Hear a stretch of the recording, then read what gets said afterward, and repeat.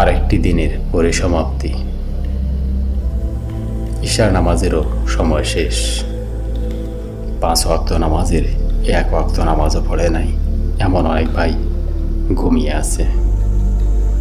সবাই যে সকাল দেখবে তা কিন্তু না, কারণ ঘুমের মাঝেও অনেকের মৃত্যু হয়ে যায়।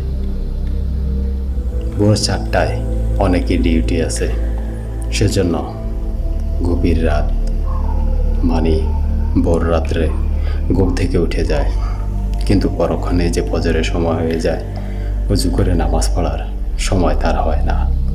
আফসোস, বড়ই আফসোস, দুর্ভাগ্য নয়, এটা তার কর্মেরই প্রতিদান, যা সে পাবে চূড়ান্ত বিচারের দিন।